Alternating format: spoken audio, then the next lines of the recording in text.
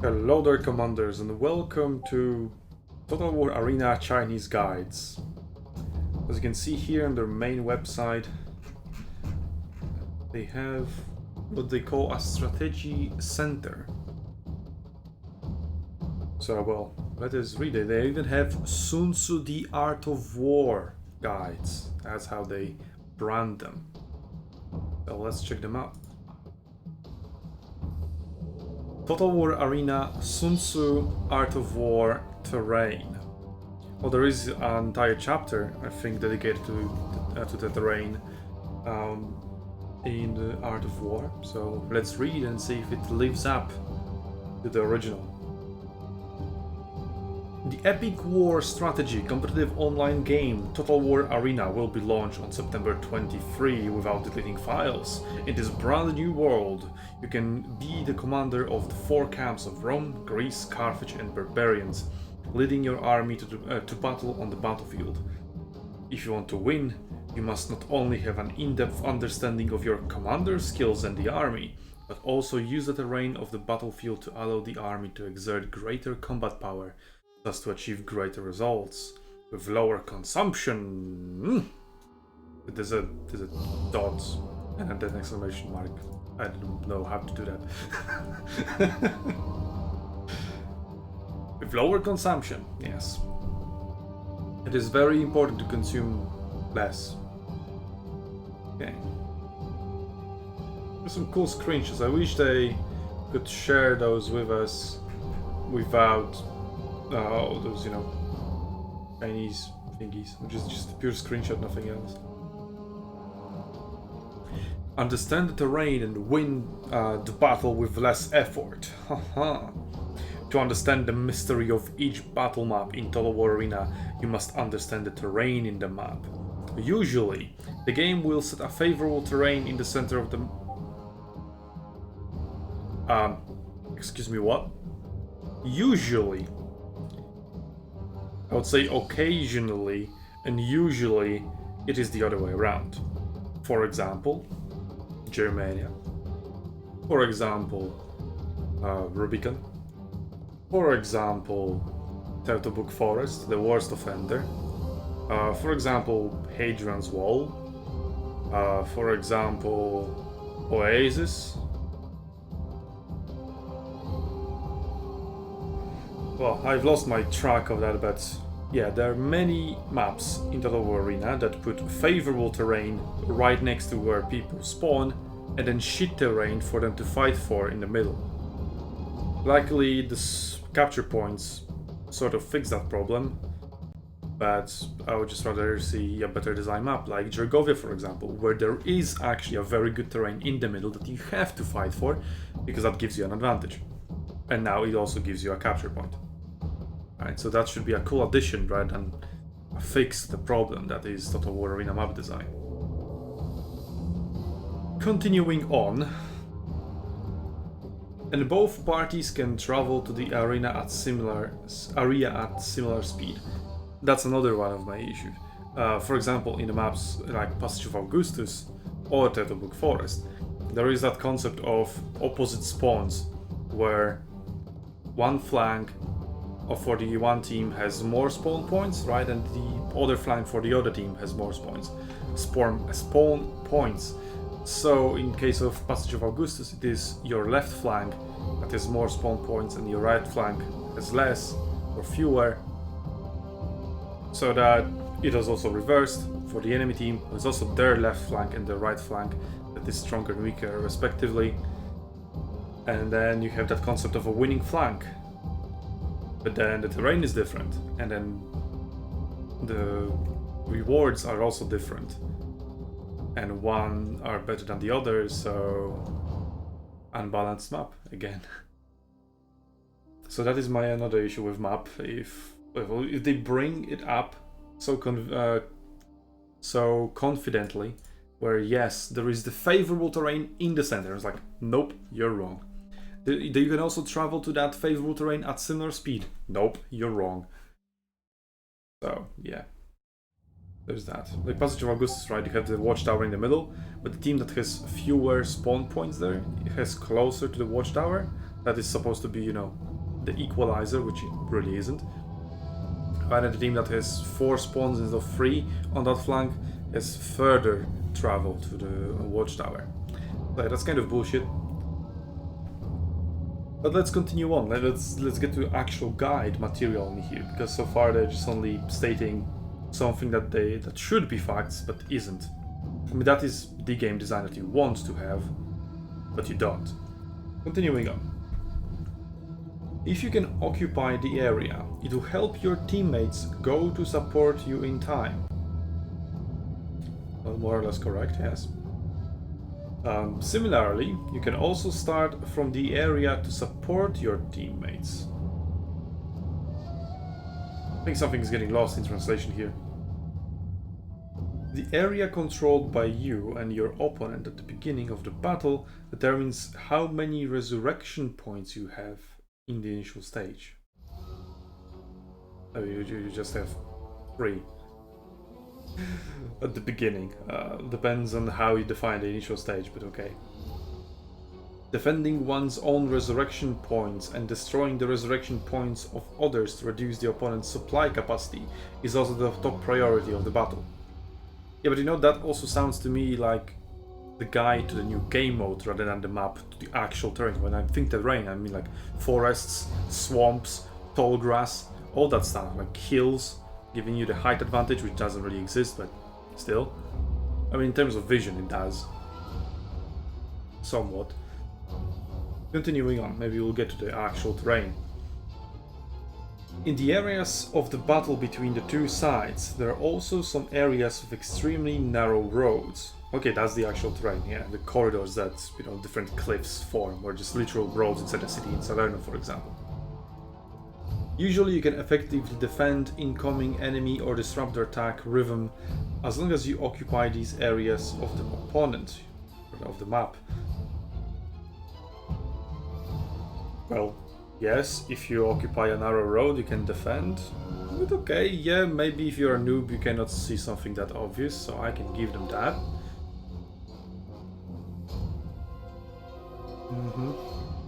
In addition, there are some relatively narrow areas, although not suitable for infantry raids. Long-range arms can be arranged for harassment on the map. And if it's suitable for ranged units, it's also suitable for infantry units. So I do disagree with that. In the map, there will be some areas where there are no strongholds for scoring. Yes, that's true. Although they look rather tasteless, you can also try to lure the enemy into these areas to destroy your opponents. I really wouldn't give that advice, to be honest, especially to new players. Just focus on the spawn points, really. This is kind of like advanced stuff, and you don't give a proper explanation as to how to do it. So yeah, you're just much better off not saying that at all.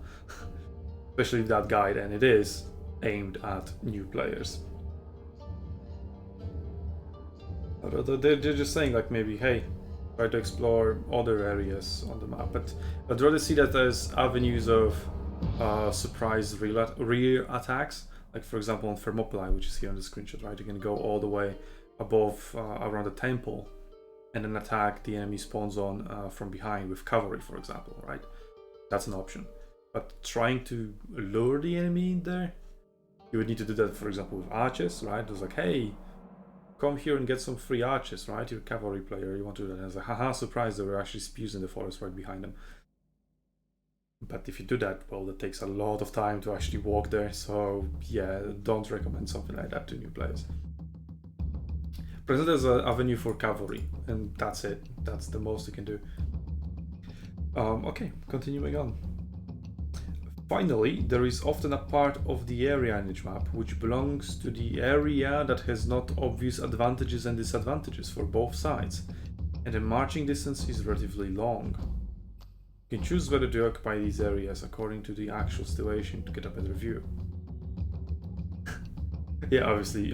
So we're giving you a guide and you judge for yourself. I mean, yes, it is the kind of the correct approach, but that's something you have to tell to a new player, I think. Also, if the distance is relatively long and there are no advantages or disadvantages to that terrain, why would you go there? If there is nothing to gain there, there's no capture point, there is no advantage coming from the terrain, then why? Why would you ever go to a place like that? There's no reason, literally no reason.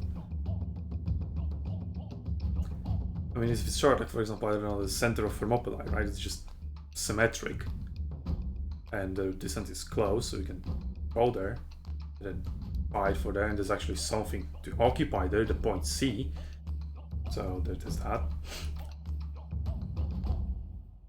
But why would you even occupy this? I mean, like, you go somewhere where there isn't anything and you occupy that, it's like you don't move from there? That's just straight up stupid. Okay, continuing on. Strategize, use arms to occupy a favorable position. Fucking Americans. American Nazis. There's you in the word favorable. Whatever. To use different terrains, you need to know more about the types of units you can use. Usually you can put heavy troops in a relatively wide strategic location, build fortifications. Please don't. Fuck stakes and barricades. Hello there, Irish coffee. And take the initiative on the battlefield. Then use long-range units to harass opponents who want to bypass your fortification in relatively narrow and slender terrain. That's actually good advice. Go with ranged units protected by heavy infantry into the center where it's open terrain. You cannot be really ambushed from a forest or so. And if there's someone trying to approach your position, harass them. That is actually genuinely good advice. That's a very basic tactic that you can apply pretty much on any map. It works. That's a good advice. You should have started with something like that. And continuing. In addition, you can also use the cavalry and other teams with strong mobility to launch surprise attacks, occupy the field of vision for the first time, like just scouting, and continuously output intelligence for your side. Again, scouting. Maybe occupy the field of vision for the first time, you mean like watchtower? I mean, yeah, sure, that's still scouting. As long as you can make good use of the attack characteristics and movement speed of different units in different terrains, it is possible to disrupt your opponent's position and even defeat the strong with the weak. I mean, that is true, like, but they didn't really say that. So the base thing that they should focus on that in this, like, hey, there are different types of terrains. There are forests, swamps, rivers, like shallow water, high terrain, low terrain, and there's also light forest, heavy forest.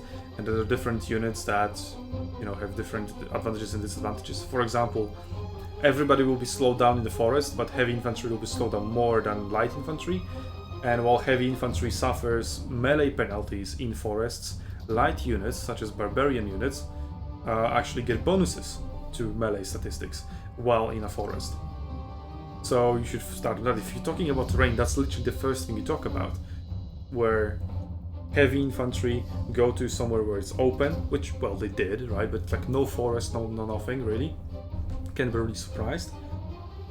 And then light units go into a forest because you're vulnerable to archers. Archers cannot see you in the forest, and if they do, trees actually block arrows to some extent, so not all missiles will reach you.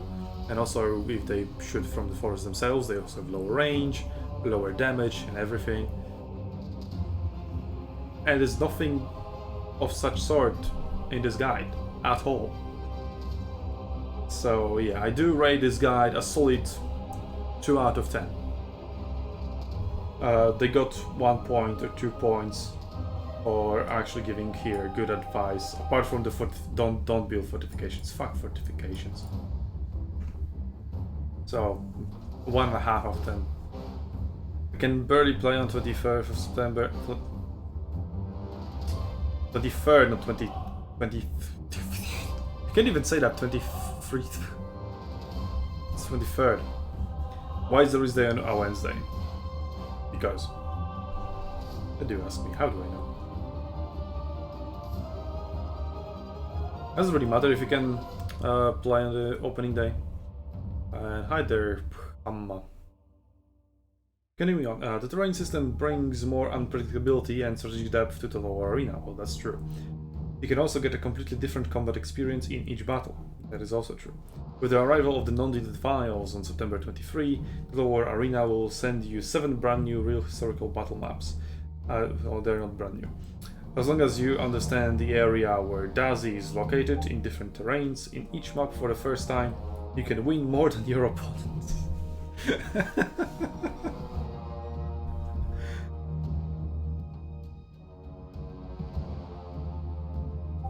Don't worry guys about your English, as long as you can construct basic sentences, you're fine.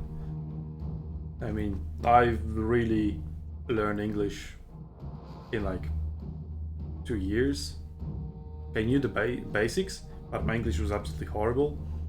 And I was like, okay, Sun Tzu is now international, so I need to speak English, write in English, read in English every single day. 2 years later, pretty good. Still not that good at English, but not that bad either. At least that's what I would like to believe. Continuing on, we have another Sun Tzu Art of War guide, and this time it is Fire Attack. The Epic War Strategy competitive online game Total War Arena will be launched on September 23 without deleting files. As the legendary commander of the 4 camps of Rome, Greeks, Carthage and Barbarians, you can lead your army and experience the passion of 10,000 battles in the 10v10 battle mode. In the game you will lead many characteristic arms units that appeared in real history to play a unique role in the battlefield. Among them, artillery arms. So that's what this guide is about. I mean, you can't really lay fire, like actual fire, into the arena anymore. So, yeah. Among them, artillery arms are undoubtedly a very distinctive category, whether it is light artillery or long-range artillery. Just used properly, you can defeat the enemy on the battlefield, but on the contrary, the artillery may also become a breakthrough point for the enemy, and even put oneself in a disadvantaged position. Again, not really, no. I actually did receive a replay recently that showcases how artillery is still very much overpowered, quite nicely, so I'll be looking forward to actually covering the battle. Continuing on. Powerful and fragile analysis of artillery arms. In Total War Arena, when you want to use fire strategy, you need to use artillery. The artillery is mainly divided in 2 types, long-range artillery and light artillery. As the core auxiliary units on the battlefield, they have strong firepower, but at the same time lack flexibility. Depends on how you define flexibility, really. Because the artillery is quite flexible in what it can do. Therefore, when deploying the artillery army, you need to cooperate with other combat units to protect the artillery army and go to the victory point under the cover of the artillery army. What? Are you talking about light artillery or heavy artillery or both? But how can you stay and protect the artillery while also advancing and going to the enemy point? Unless the artillery is also pushing together with you. Which is what I was doing on Steam version when you couldn't just IKEA pack it up. But there's really no point in doing so. Well, let's continue. Relying only on the artillery army, it is impossible to win by consuming the enemy's blood. Because of the powerful and fragile characteristics of the artillery army, its application to the arena can often directly reflect the level of cooperation of a team. I mean, you can just camp right next to your point, like you camp next to either A or B, right, which is next to your base, if you are one of the teams, obviously. But let's not go into that level of hand-holding. You just defend your point, and since you have artillery, you're so much more powerful on that flank. And then just let the other flank push and win, because they have the numbers advantage. A question. In this arena, there are different things from the version that came out in EU. Yeah, there's an entirely different game mode, where you have control points or capture points in between the bases. And controlling these capture points gives you victory points, which are actually called tickets, but nobody calls them that, other than developers. So, and when you reach 3,500 of those victory points, you win. Or you can still capture the enemy base. But in order to capture the enemy base, you first need to capture one of the capture points connected to that base. That's in huge abridged version of this new game mode. There's also healing and respawning, so death isn't permanent anymore. Okay. I mean, you kind of still need decent cooperation to make artillery work. But I'm really thinking of it from like an organized perspective. But usually just face enemies that are running like headless chickens and have no idea how to do with artillery, and that's just awful. A light artillery, the scalpel on the battlefield. The artillery arms are mainly divided into light artillery and long. We already covered that. Among them, the light artillery has a strong frontal output capability. It not only has high armor penetration, but also shoots accurately. Compared with the long-range artillery, erection. The erection and disassembly efficiency is fast. Okay, you translate disassembly correctly, but somehow assembly changed into erection. Good job, Google Translate, good job. Okay, it can be called a scalpel on the battlefield and can accurately eliminate opponents. I mean, yeah, sure, it can do so from quite a long range. And it is quite painful and annoying being shot by light artillery when it's so far away and there's really nothing you can do about it. However, its range advantage is not large, so it needs to be deployed close to the front line. I mean, maybe compared to heavy artillery, right? But overall, it's still 200 plus range. It's quite fucking good. At the same time, its mobility is low, and once... Wait, no, I haven't read... However, its range advantage is not large, so it needs to be deployed close to the front line, which easily exposes it to enemy fire and is targeted by your opponents. Yeah, sure, archers can get into your range, but if they do, you see them approaching you, usually, and then just pack up and run away, and archers can chase you forever because sooner or later they'll encounter your melee units and just run into them and die. So yeah, not really, no. Light artillery is quite safe, because you have a shitton of stakes to deploy. Barricades. At the same time, its mobility is low. Yeah, that's also not true, because light artillery is as fast as any light infantry. It can outrun heavy infantry despite carrying those scorpions. So, no, mobility isn't really low, that's untrue. And once targeted, it is often impossible to I just explained how it is very easy to escape. In addition, its ballistic coverage is relatively small, unable to quickly clear a large area of opponents. Yeah, maybe like the alpha damage isn't too strong, but the fact that it can continuously shoot from very far away makes up for it. So yeah, when it's suddenly rushed by 5 players, when there's not 5 players to defend it, or 4, right? Then yeah, sure, maybe it gets overrun, but it can just run away itself anyway, so...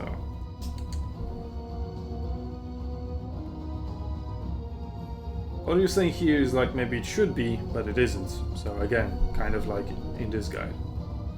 Maybe, hey, it's a hint to the developers that, hey guys, this is how it should be. Please make it so that this guide is true. But at the same time, it just might be the case of developers actually believing that to be the case. Which then they're just blind and have no idea how their game actually plays. Which is quite sad. Continuing on. Usually you can deploy light artillery in the middle of your frontline infantry to sniper the enemy high output targets. With its high rate of fire, high armor penetration and rapid deployment advantages, you can attack the enemy and gain battlefield advantages. Yeah, sure. But I'd rather say, because sniper the enemy high output targets, which is like you want to target the enemy DPS, right? So maybe like archers or javelins. I would target heavy infantry with that, or just any infantry, because they're more densely packed formation, you'll deal more damage, and the archers without protection of their own infantry, they can't really approach you anyway, and then you can shoot the archers. Continuing on. Long-range artillery. Dinghai Shenzhen behind the battlefield. The long-range artillery, as the name suggests, has a longer range than light artillery. Thank you very much for making that more obvious. And has a wider coverage. Its powerful output capability has made it the sacred needle of the sea on the battlefield. Whatever that means. However, its disadvantages are equally obvious. Are they though? Because it can only play the role of standing output. No, because IKEA exists. So no, it can just pack up within 10 seconds and be anywhere on the battlefield within half a minute. Well, not the opposite side of the battlefield, but it's still faster than heavy infantry, it's faster than fucking elephants under certain circumstances. And yeah, that's just straight up not true.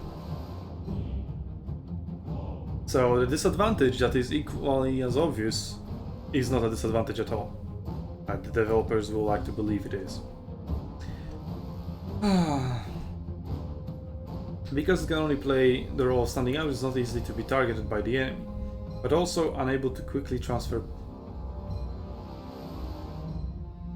It is very much able to quickly transfer positions because of its high mobility. You pack up within 10 seconds, and half a minute later you're in the middle of the battlefield from being camped behind a cliff inside your wall of stakes. And then if you have replenishment zone on your way, you just get a new set of stakes and replenish those stakes around your new camp position, which at least in the previous game mode you couldn't do, but now you can replenish your consumables too.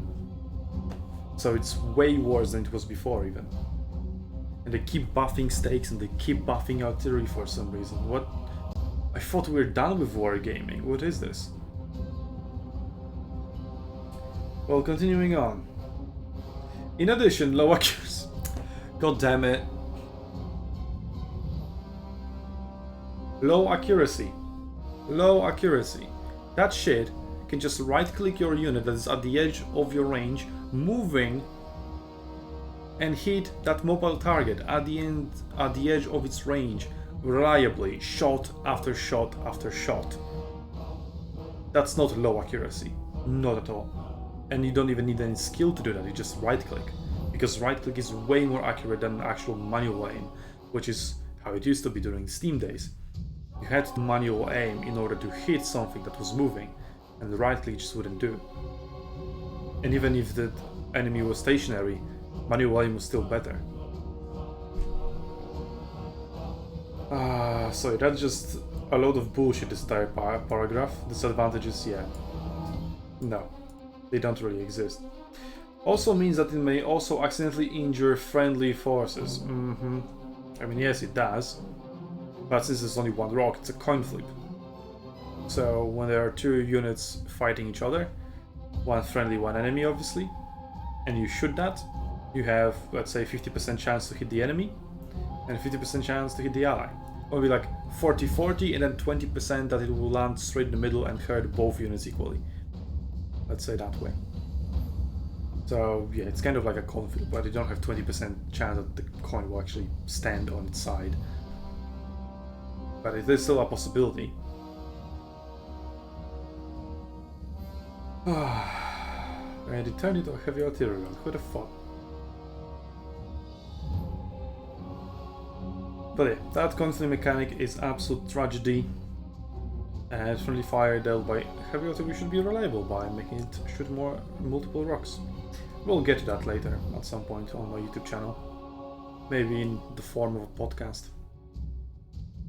Because of these characteristics, when you deploy a long-range artillery, it is very important to choose its attack unit. Generally, long-range artillery can give priority to attacking the opponent's long-range output target. Why do you want to focus range units so much in this guide? What the fuck? I mean, really, heavy artillery should target heavy infantry, because again, it is more densely packed unit, will do more damage. And if the enemy team doesn't have any melee units, it cannot continue its advance towards your position, which you don't want to happen. So, target melee units? Not like range units can do anything in this meta anyway. Continuing on. Or attacking its reinforcements and supply route. Yep, you can also bombard, just straight up bombard the healing zone. You can also lay down acrid smoke or burning oil on top of their healing zone, and then anybody who wants to heal, well, tough shit, you can't.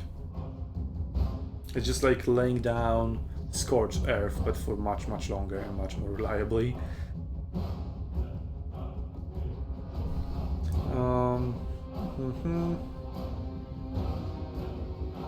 So as to slow down the speed of reinforcement and supply. You can also use long-range artillery to attack the enemy's roadblocks, clear obstacles for your side, or specifically attack the enemy's army.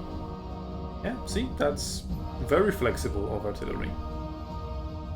A reasonable use of long-range artillery can help you end the battle faster and even hit the enemy hard before they can get close to you.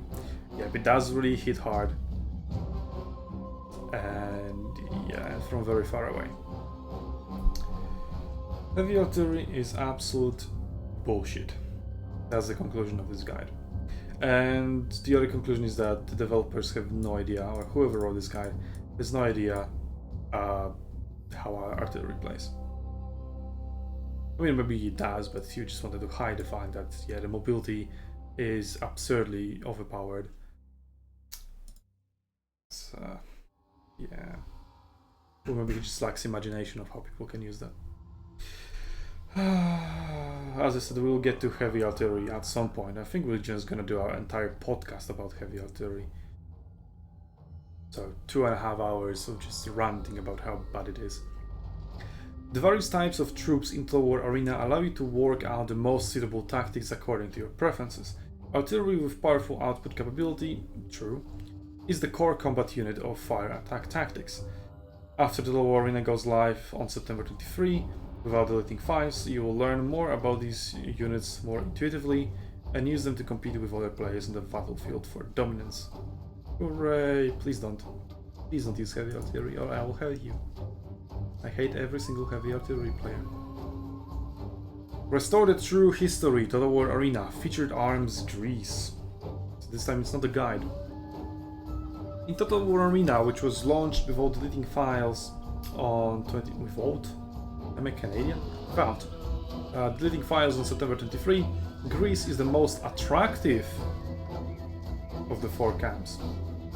How do you determine attractiveness? I mean, Leonis's nipples are pretty sexy, I'll give you that, but... Okay. I mean, doesn't Boudica just beat all? Just saying, just saying. It's an important place of origin of Western civilization.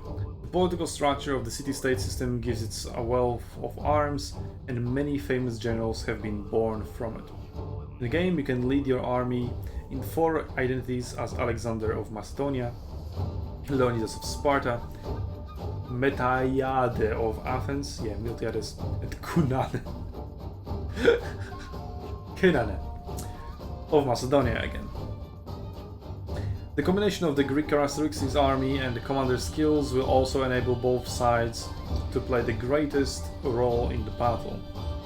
The brave guarding the hot spring gate, King Spartan Guard. The historical prototype of the Spartan Kingsguard is the Kingsguard, composed of the 300 strongest Spartan fighters. You may already have an in-depth understanding of them in various films and literary works. I mean, the entire Leonidas skill set is just taken from the movie 300 itself. It is an elite force with high morale and excellent combat skills. They have a defense phalanx of bucklers as their core. Bucklers. Hoplons. And they can advance and stab, retreat and defend. They can also raise their shields when facing long-range weapons. The power of the first battle can also be used to guard the flanks of the long spear phalanx and effectively protect our strongholds and long-range soldiers. It also has an advantage over the phalanx pikemen in support. Oh, it doesn't do friendly fire, so I guess it's that. An elite symbol of glory, Silver Shield Pikemen. The Silver Shield Pikemen were distinguished from ordinary pikemen because they were given silver plating on the shields by Alexander. They belonged to the long spear phalanx, so pike phalanx. In the case of one-to-one melee infantry in the game, the completed long spear phalanx can crush any melee infantry of other factions.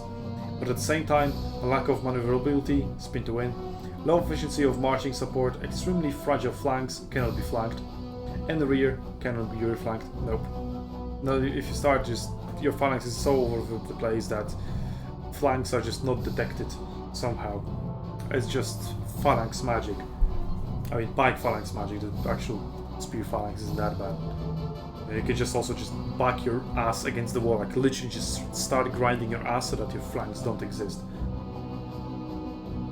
So yeah, great. The units in the top tier units? Yeah, Royal Spartans and Silver Shield Pikemen are both tier 10 units as far as I'm aware. Yeah, so they cannot be flanked and extremely low efficiency of steering changes. Like mean turning. Spin to win again, rapid advance. Which also causes them to be defeated immediately if they're flanked or back charged. Therefore, you need to heavy cavalry cover and long range fire support them to maximize the strength. I would rather just support them with other heavy infantry. Deadly elf. Why the elves? What? Cretan archer. Archers from Crete are high-quality mercenaries. Even the Roman Empire in its heyday employed Cretan archers as auxiliary soldiers. Also, as a long-range arm, the Cretan archers are different from the javelin. Yes, archers are different from the javelin. Thank you for saying that. They're also different from slingers, also different from heavy artillery. They're also different from anything else that isn't archers. Wow. They shoot at a high frequency, have a long shooting distance, and are highly mobile. They can also fire arrows to increase damage and attack the morale of the opponent. So like fire arrows. Except fire arrows don't really exist, but yeah, sure. I mean, they do exist, but only in sieges they were used, really. And never for dealing actual damage to manpower.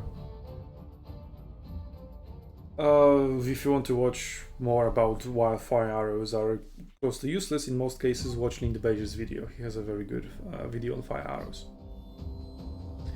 When encountering a slow-moving infantry corps, they can concentrate the firepower to kill the opponent. Except they can because the missile block is so high, and if it's slow-moving, it also usually has either Attestudo or raise shields or find the shade. So yeah, no, they can't.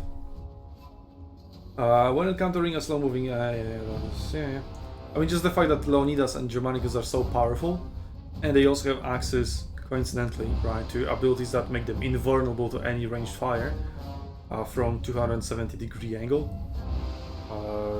Yeah, it just means that archers have a very, very limited amount of viable targets. Hey, thanks for the work and the help. You're welcome.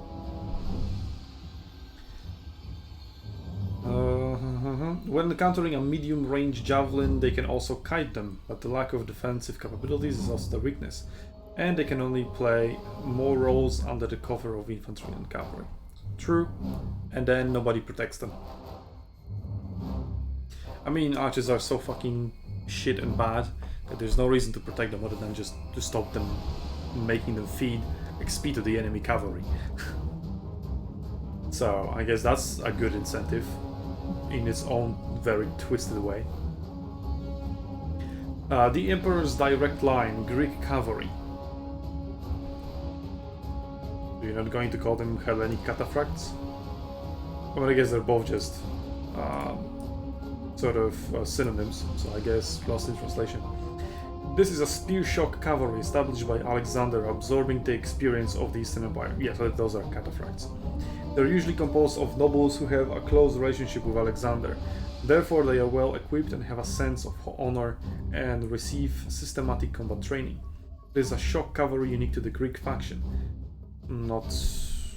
Well, first of all, we already have Hardbringers and gun gear charges, and then we will have Chinese faction with another shock cavalry, I think. Well, they'll have cavalry, and I think it will be shock. They are not suitable for close combat stalemate, but are better at offensive. You can surprise the opposing infantry from side back. Yeah, Germany is just flanking from sides or the rear. But it needs to be noted that this kind of cavalry should try to avoid getting into close combat with other factions' melee cavalry. Otherwise it will lose its own arms advantage. That is true. Alexander's heavy hammer skills are tailor-made for this cavalry who is good at charging. Except hammer as an ability sucks compared to other charge abilities, especially Wrath of Mars, which is 2 times as powerful as hammer, which is ridiculous. But I mean, obviously CA is really good at balance and they cannot do ever anything wrong, right? So I obviously am talking out of my ass whenever I criticize any balance decision made in this game. Greece, which was founded as a slavery city-state, maybe they were using slaves, but not all of them, has bred many distinctive arms in a civilization that lasted more than 2,000 years. In Total War Arena, which will be launched on September 23 without deleting files, you'll have the opportunity to use these units to form different phalanxes to deal with other opponents, making it possible for the offenders to fight. Yeah, I'm really looking forward to making a phalanx with my deadly elves. That's what I'm really looking forward to. Okay, let's continue to the next guide. This time it's a guide from forums, so it's actually nice to see them just highlighting, hey, this random guy from our community made a cool guide on our forums. Let's give it a shout out here on the main website. It's really nice.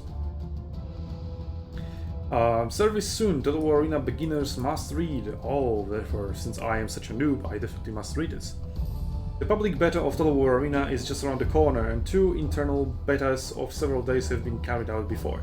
This game that simulates the ever-changing situation of the ancient battlefield and the fierce fighting between the corps on the battlefield has attracted the attention of many players, but novice players are very vague about the operation mechanics of the game.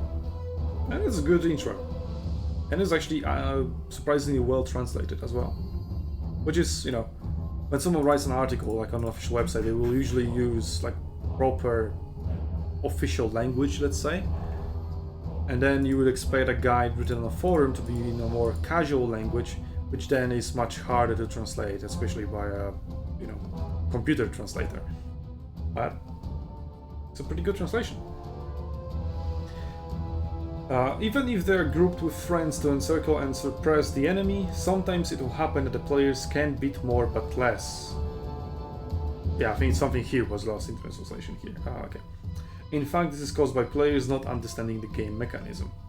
So this time, let us explore the basic mechanisms and choices of this online game version of Total War. For new players, the first 4 levels are the best process to become familiar with the game. We first get familiar with the operation through the man machine. Whatever that is. When 4J starts, we will prepare to fight the players. Also, like when the 4th tier starts, that's when you start doing PvP, I guess. Because on tiers... No, PvP starts from tier 3. On tiers 1 and 2, you're forced to play AI. But maybe I'm wrong. Maybe it's tiers 1, 2, and 3.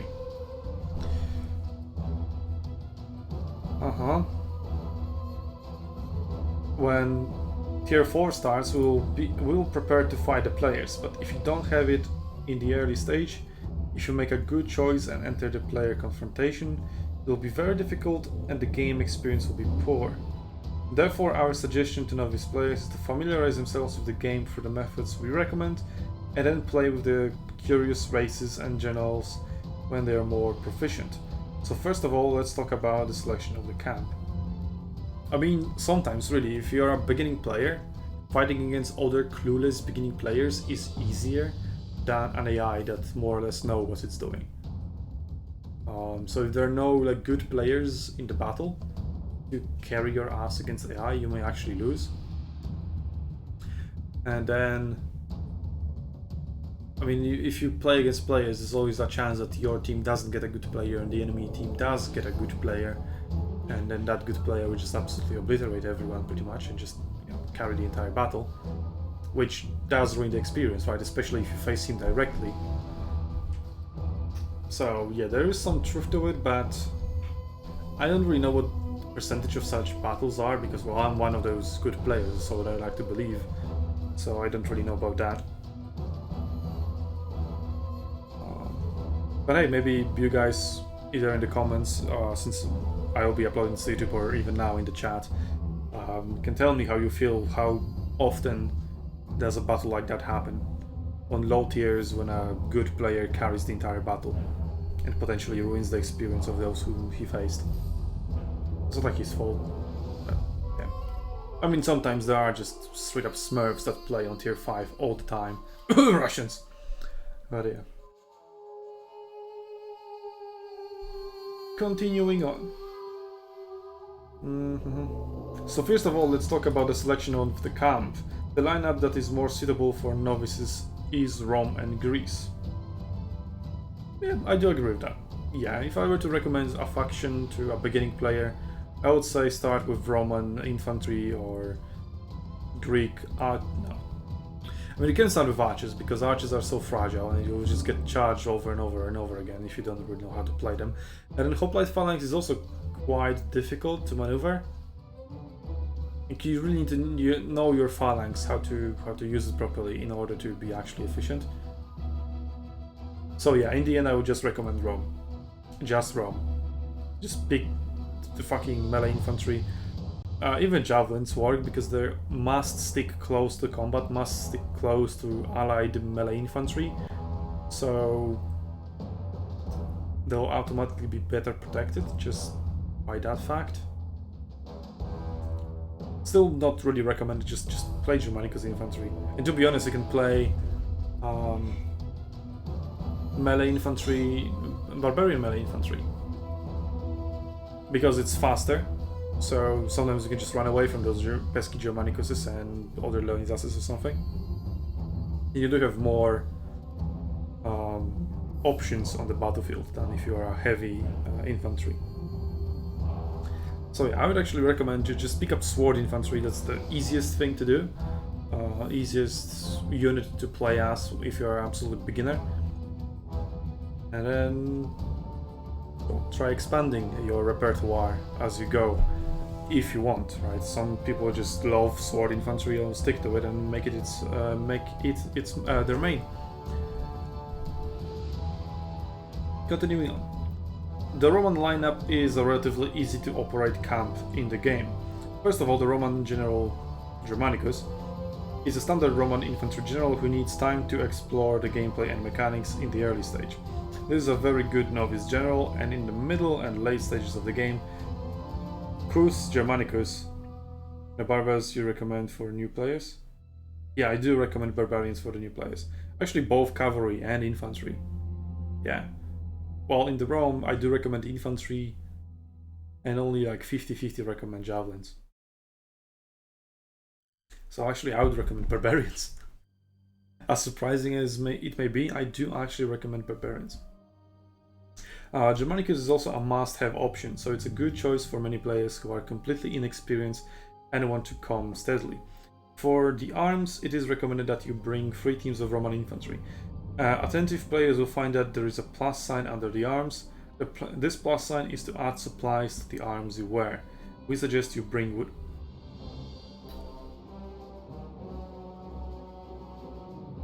No. I know it is by far the best consumable in the game. Yes, I know.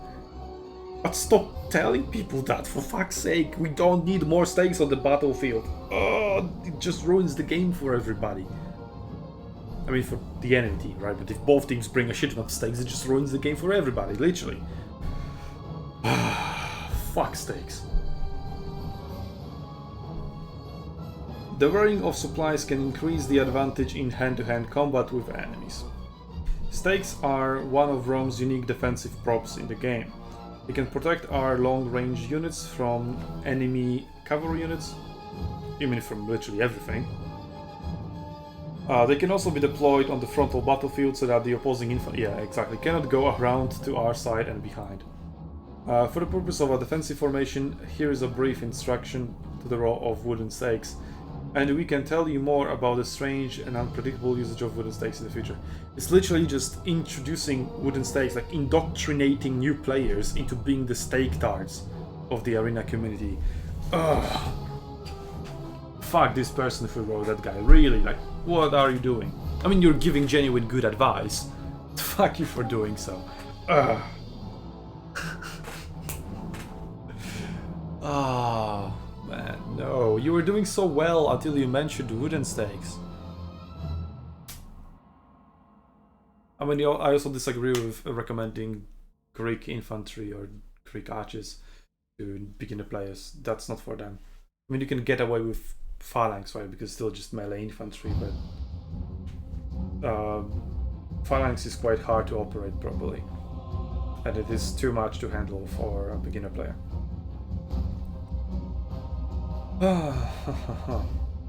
The main feature of the hero Germanicus is second and third skills. Yeah, second because it just makes him invulnerable to any ranged fire, yes, as if the range needed to be even more shit on. Skill 2 is the defensive tortoise formation that we often see in film and television works. He can defend against enemies' long-range attacks and is currently the most effective way to defend against long-range attacks in the game. Yep. After the skill points are full, you can basically ignore the bow and arrow harassment. Yep. You can just fucking ignore it. Of course, we should also pay attention to the fact that our melee defense will be reduced when the tortoise formation is on. Yeah, I mean, tortoise formation is automatically disabled once you enter melee anyway, so not like it matters at all.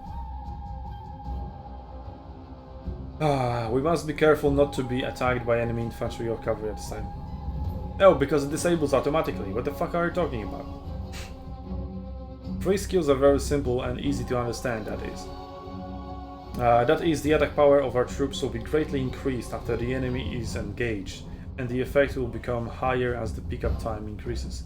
As long as the opponent does not leave the range of engagement, choose to head on with us, then he will suffer a lot.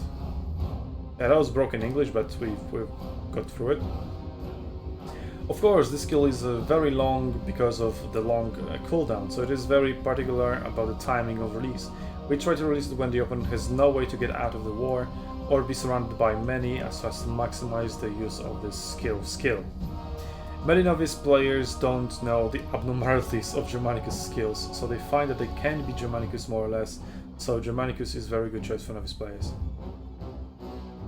Yeah, it's not that novice players don't understand Germanicus and therefore think they cannot defeat him. It is just that Germanicus is that powerful and is very, very hard to defeat. Unless you can rout him or easily disengage from him, you are going to suffer a lot. That's what I would say. Germanicus is very, very much overpowered, and it is a high priority and high quality pick amongst, competitive teams in tournaments. So yeah, it's not just that new players have no idea how to deal with them. There's just very often not a way to deal with him. So. Nico's revenge skills becomes a cute new killer in the game. Very cute. Especially now that China removed blood. Then I believe that many players have a turmoil and want to kill Sifang Hexi operation. Whatever that is. Then the Greek lineup. You think the game is going to go back to you? I sure do hope so, and that's what I'm kind of, campaigning for. Then the Greek lineup that requires a lot of operations is your best choice.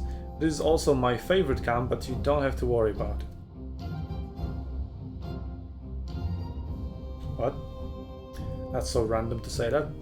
There are not so many complicated operations. First of all, let's talk about the choice of generals and units. At present, Greek generals can choose, except Sparta Leonida. There are actually many ways to play in Greece. The generals have their own characteristics. Not only can choose remote go, beats the enemy in the rear. What? Chooses cavalry to gallop on the battlefield and rushes behind the enemy for a devastating charge. You can also, yeah, except he doesn't because he's too slow. You can also choose a spear shield or phalanx infantry on the front line of the battlefield and launch a long spear formation without letting the enemy pass by.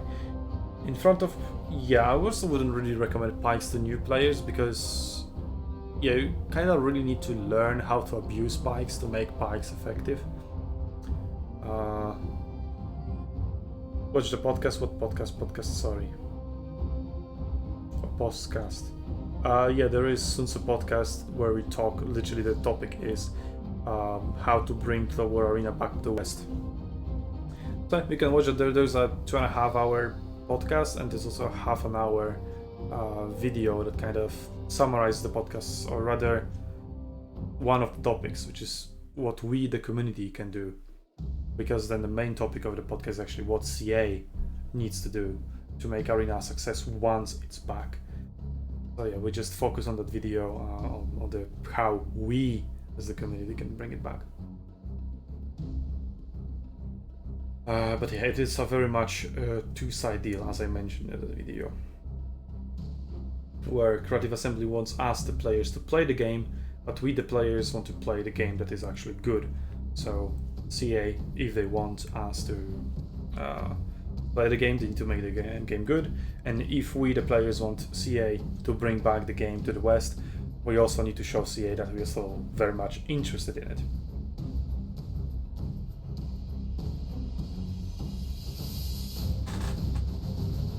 I wonder if Hams is Polish. But okay, continuing on. Where did I finish? In front of. Presumably many students have a similar idea of to use Alexander Shuan Cavalry, but you not only have to play other arms for a while to unlock the Cavalry. I mean, Cavalry is at level 4. Yeah, now it's level 3, so yeah.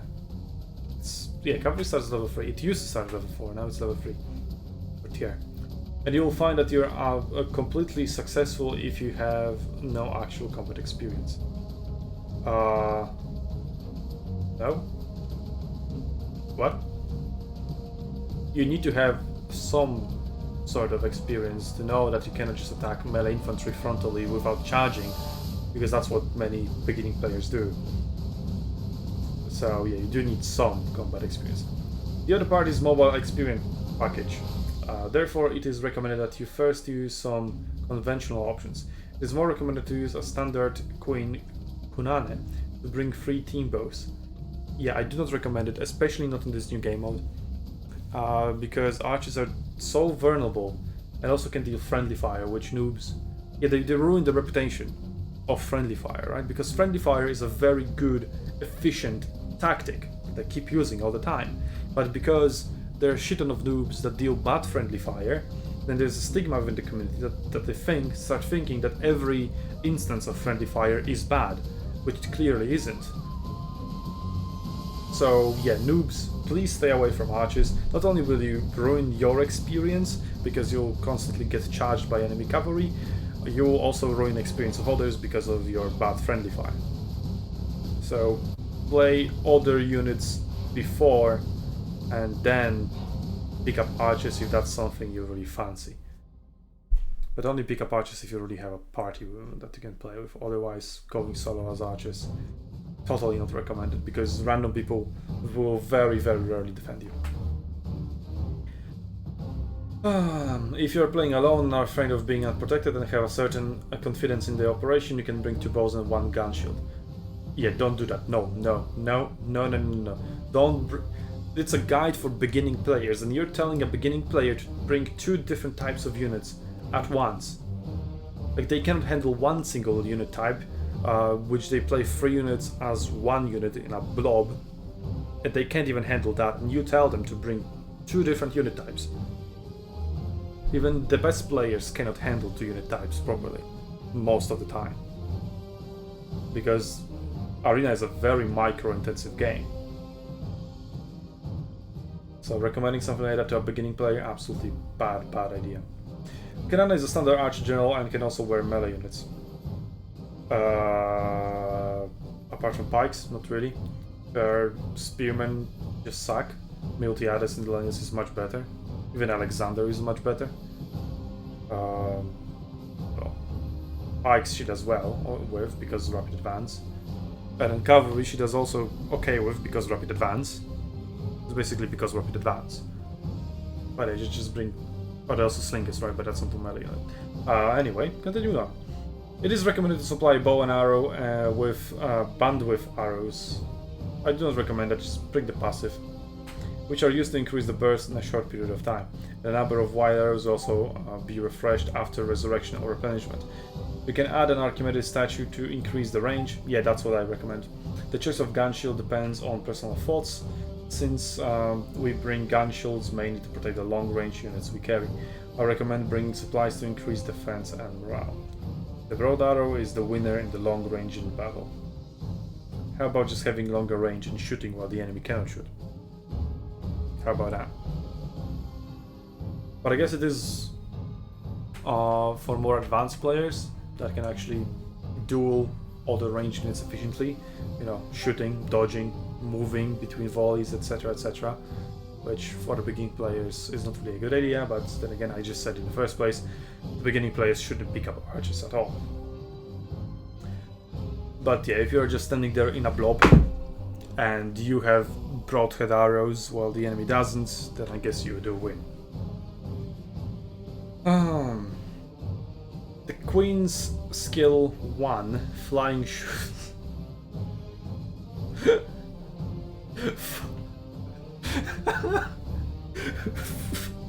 I mean, that's what they are. On the picture, they are literally flying shoes. But it's so funny, funny translation. Yeah, it's a very powerful skill, it is. And the most important skill of the Queen, it isn't. It can be used by all arms. Of course, it is not recommended to bring cavalry units, it is. That is tantamount to death. Ooh, that's something Sun Tzu would say. We can first use the characteristics of the Queen to train the level of arms and familiarize with the operation of the arms. If you only want to play the Queen, you can upgrade the skills of Flying Shoes in the skill tree with sufficient experience. For a game that is biased towards tactics and strategy in general, running fast is very important. Well, that's true. The main function of the Queen's two skills, skill 2, is to keep enemies who are about to enter the black fog of war with a certain vision supply and will be hit by the defense of the unit. Yeah, I mean that lowers their defense and stuff and keeps them visible. And yeah, you do want to use it on the edge of your vision, so that's true. But also not always. It also lowers missile blocks, so you just want to use it on the unit you're shooting and that's it. So yeah, Hunt has many ways to be used.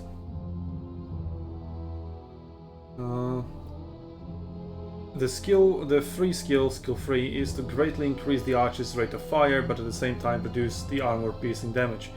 But we can ignore it because the archer's basic armor piercing damage is originally not high. And if you just half it, like 2 arrows equal 1 arrow if you deal only penetration damage, and you still reload much faster, so it is increased the damage no matter what.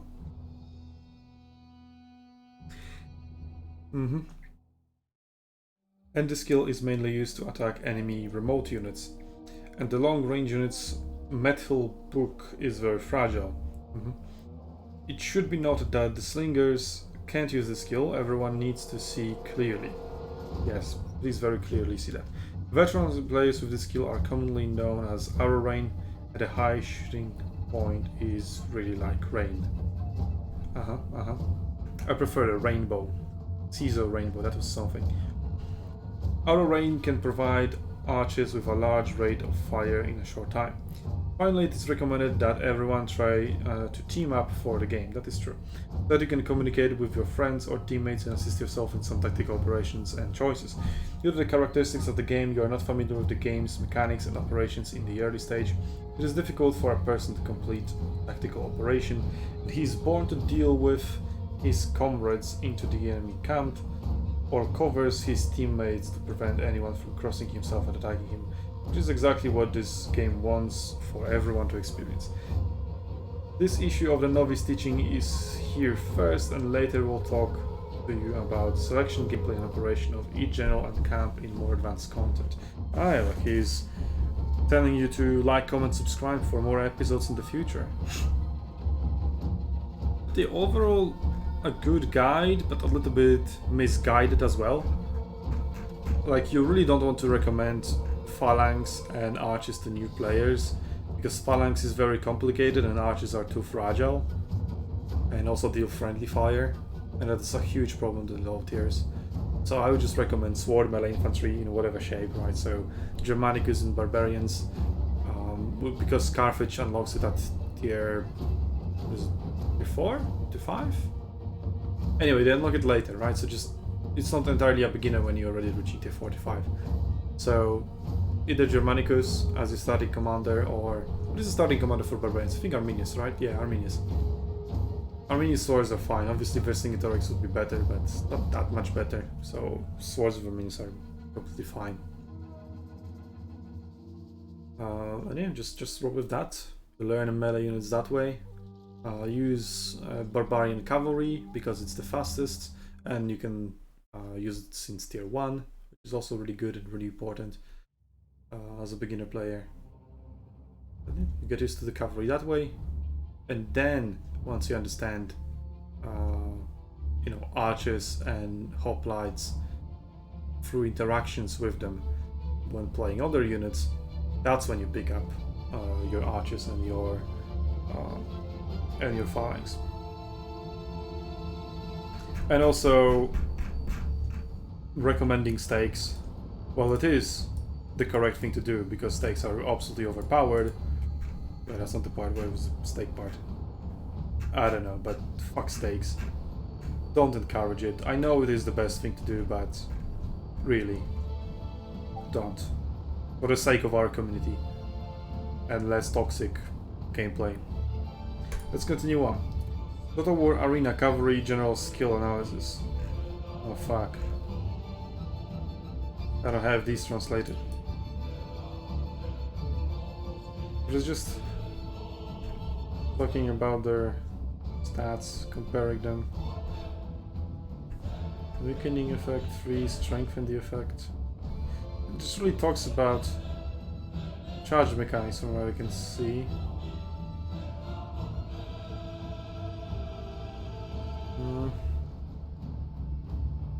I mean, all you need to know about cavalry right now is that Barbarian Cavalry is overpowered. It is extremely strong in melee, even against heavy cavalry. The charges, because of their speed, are also very powerful. And since they are also the fastest, they can always pick their engagements if you see cavalry from the enemy team. But if it's not the other Barbarian Cavalry that's equally as fast as yours, you can always just run away, no problem. You can pretty much always bait and avoid enemy charge because of just how mobile you are, especially thanks to Arminius momentum. So yeah, really Arminius and Barbarian Cavalry is the way to go. Scipio is pretty good because of Perseverance, so that gives him a unique role that you can just charge in and tank for a very long time. That being said, Barbarian Cavalry can also charge and tank for a very long time, especially if it's Vercingetorix. But even Arminius Cavalry can surprisingly tank for a very, very long time. I have no idea how that's happening, but somehow it is. So yeah, it's not like Scipio's of Perseverance gives him that unique advantage, but he is better than any other commander at doing that. So there's that. And I guess there's also Sula Cavalry, which is pretty good at melee and may potentially beat Barbarian Cavalry, but then Barbarian Cavalry can just run away from him, no problem. And then he's also easy to rout if you manage to flank. You already won't be able to flank Cavalry versus Cavalry, very rarely happens. Hasdrubal. I mean, Hasdrubal is pretty good because double charge, that kind of makes him valid. Where you can do some crazy shit, even triple charge, because you use Flying Column. It's like 11 to 8 seconds cooldown, depending on the tier. Maybe even gets even lower later. So you use Flying Column, then you use Cavalry Charge, and after your Cavalry Charge is finished, your Flying Column is back again, back up again. So you can do that combo and do some really crazy maneuvers with that. And also he's what is it, Deep Pockets? Yeah, Deep Pockets heal your units or allies So it is just pretty good utility commander. Also we have Bribe, or how is it called now? Inside Defection. Maybe Bribe is a banned word in China. So inside defection of the enemy units. And that also lowers their melee stats, so you're a pretty good support in that case. And then Alexander, his wedge is drunk, and yes, Alexander beats everybody in a charge. But that is only if he can actually charge, which very often he can't. And Anvil isn't really that good, it isn't what it used to be. And also you need to bring infantry with Alexander to utilize Anvil to its most potential. But then bringing infantry with Alexander is also a waste, because if you bring hoplites, you want hoplites on Miltiades or Leonidas. For fuck's sake.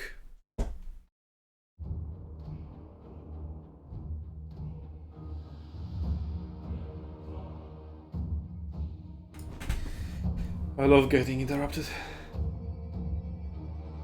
And then we have super high historical restoration, dreaming back to the BC battlefield, Total War Arena, introduction to Roman features. The Roman features in the first thing is Greek and Greek. Hey, there we go, Roman soldiers. And more Roman soldiers that have Greek. I mean, it's not like Romans didn't copy Greeks or anything, right? And then just another Rome 2 screenshot.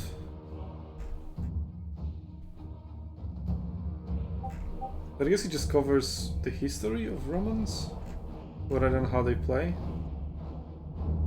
Ancient Samnites. Historically, the Roman phalanx. I mean, we barely have any phalanx in the game. I mean, Roman phalanx. There's only 3 arii. And it's a premium unit. And why is there Alexander? Why did you pick Alexander? Is it like Germanicus picture or Caesar or whatever? In addition to the famous Roman phalanx. Why is Roman phalanx a focus of this article? What the hell? Heavy crossbow artillery. Oh no.